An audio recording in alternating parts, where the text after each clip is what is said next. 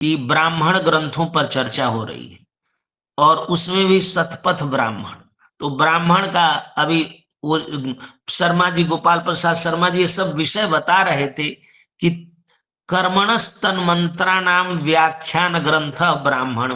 ब्राह्मण जो है मंत्रों का और कर्मों का व्याख्यान ग्रंथ है, यज्ञों का की व्याख्या करता है। और तन्नियोजकम वाक्यम ब्राह्मणम, मंत्रों का अनेन मंत्रेण इदम कर्तव्यम, ये सब इसकी इसकी अवधारणा है। ब्राह्मण किसे कहते हैं, ब्राह्मण वाक्य कितने प्रकार के होते हैं, ये सब विषय बड़े व्यापक रूप से प्रतिपादित किया गया है ब्राह्मण ग्रंथों में। उसमें से ये जो शतपथ ब्राह्मण है, ये सीधे कर्मकांड से, यजु जो संहिता है और उससे संयुक्त जो ये शतपथ ब्राह्मण है, इसका सीधे यज्ञ से संबंध है, साक्षात इसकी अंतरंगता है। क्योंकि यज्ञ काल में यजुर्वेद के द्वारा ही यज्ञों का संपादन होता है। तो हम लोग, पहला कर्म था जो पिछले महीने व्याख्यान हुआ, वो दीक्षणीय इष्टि का था। पहली इष्टि जो थी दीक्षणीय इष्टि थी, जिस पर पिछले मास विमर्श हुआ।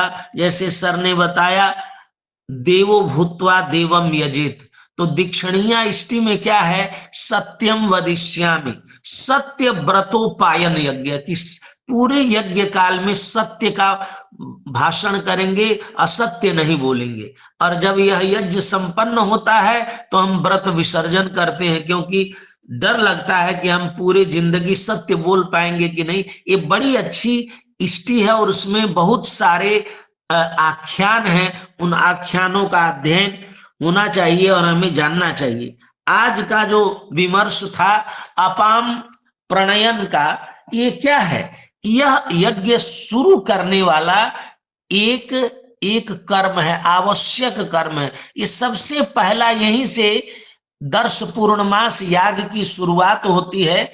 और इसमें पात्र में जल का प्रणयन करते हैं, जल को भर करके मंत्रोच्चारण के साथ वेदी के पास अभिष्ट स्थान पर स्थापित करते हैं।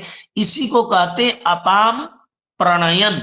और अपाम प्रणयन का जो विमर्श आज आदरणीय शर्मा जी ने किया है, बहुत अद्भुत था। और आज के विद्वानों ने अपने अपने जो निर्धारित विषय थे उनका विश्लेषण किया।